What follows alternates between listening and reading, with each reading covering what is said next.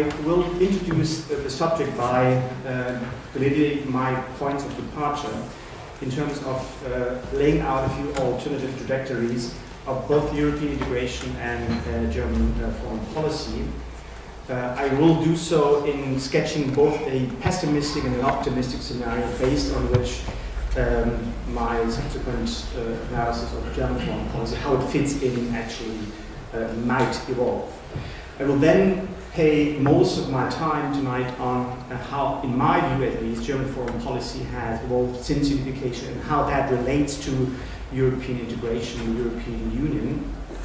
I will then finally offer a few thoughts about that second aspect of my title, which is how Germany and the future of Europe's national interests actually interact.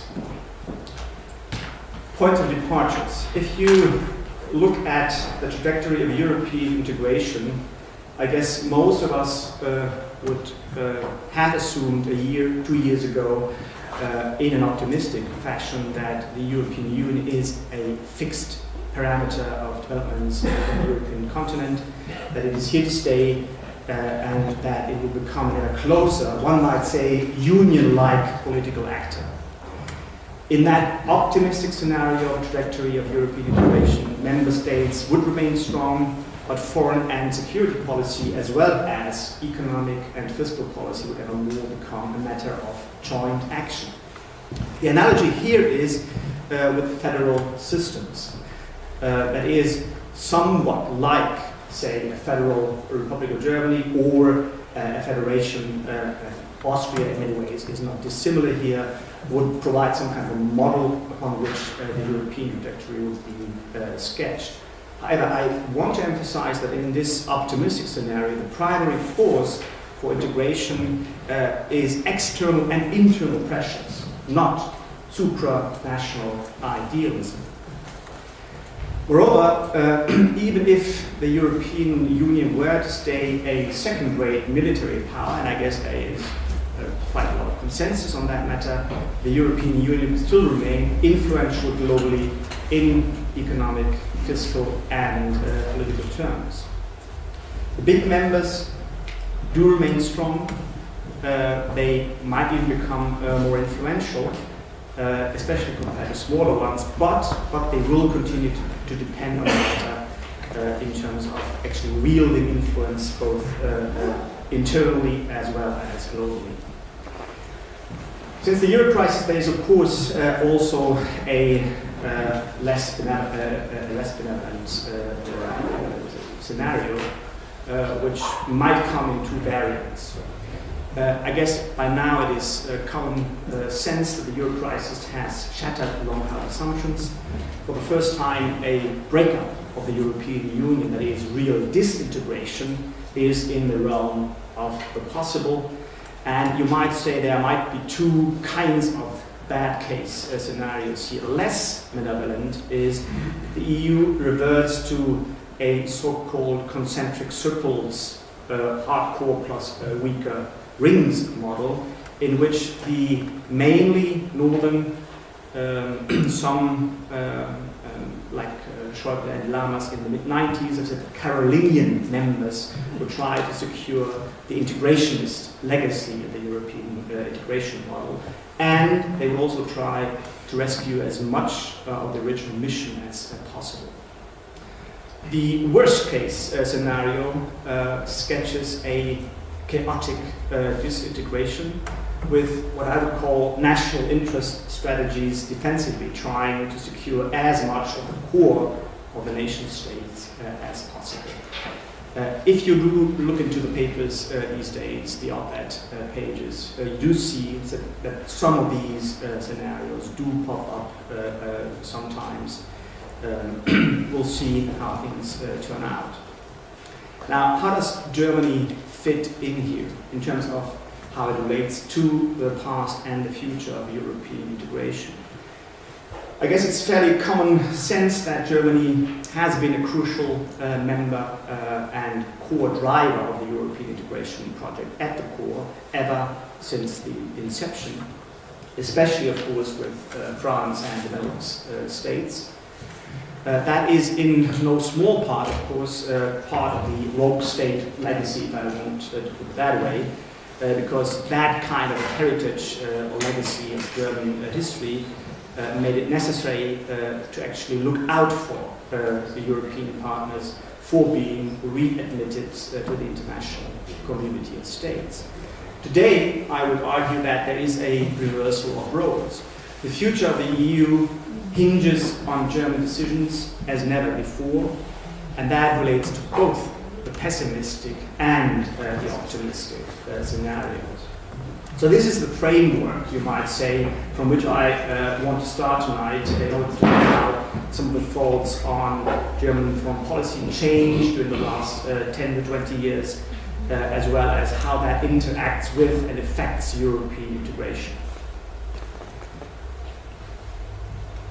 If you look at German foreign policy since unification, I at least would argue, and that is the core argument that I want to lay out tonight, that Germany's foreign policy identity, that is, its ambitions, goals, and strategy, has shifted markedly from Bonn, so the Bonn Republic on the one hand, and the Berlin Republic on the other, from what we used to call a culture of restraint to a culture of assertiveness.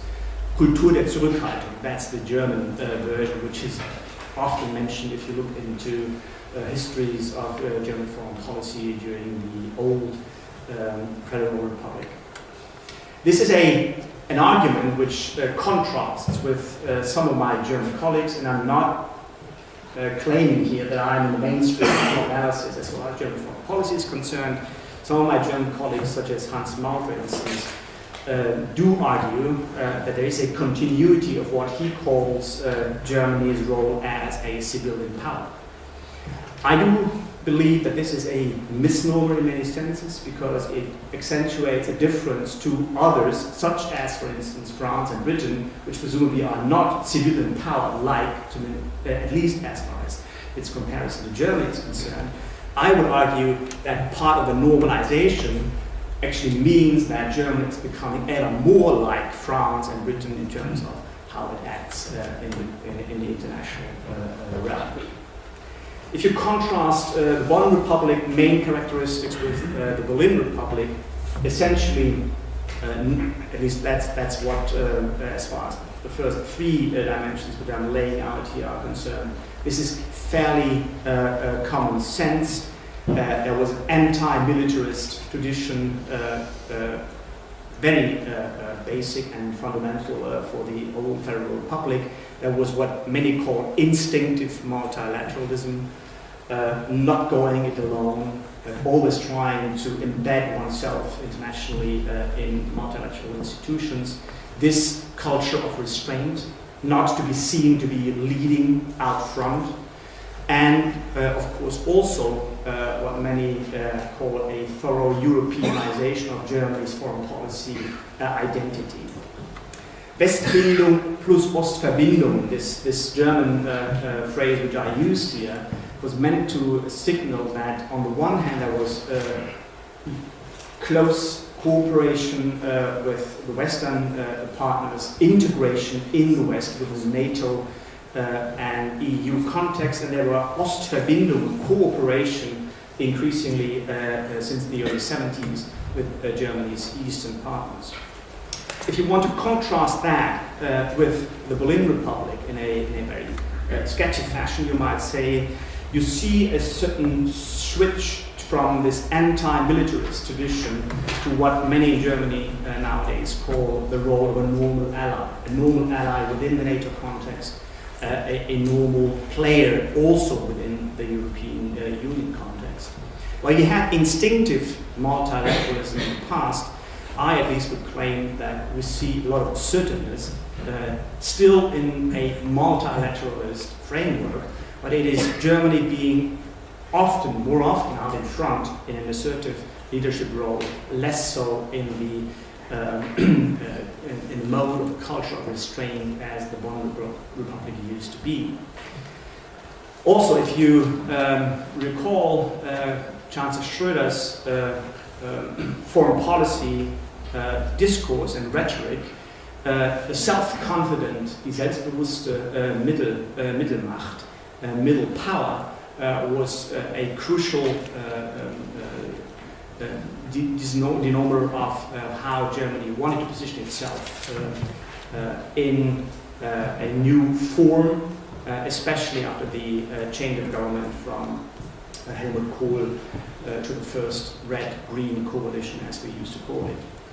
From the old Europeanization, as far as Germany's relationship with whether or not in a European Union context, the discourse is mainly focused on what is presumably in the national interest of country X, or whether such a discourse is conducted in terms of a European interest discourse. This is the point that I'm trying to get at here.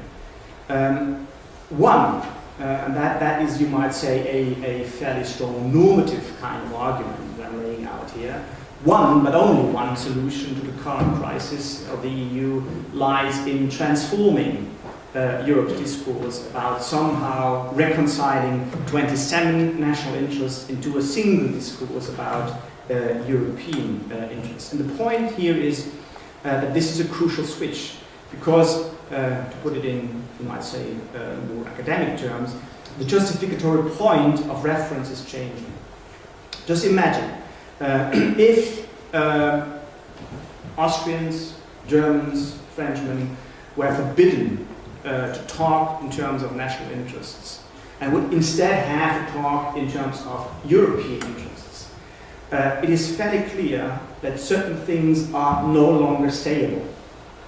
You cannot, I would argue, say certain things to a German public in terms of a European interest discourse, because they will not resonate. And if you say things in terms of a national interest discourse, of course, you're making up a difference with what is presumably in the nations, but possibly not in the European interest. And my point here is that Germany has been switching from a Timothy Garton Ash type European interest discourse back to a national interest discourse, and that has changed not only Germany, but has also changed the European Union, because Germany in the past was willing to pick up much of the bill because European interests and national interests were in a sense interlinked.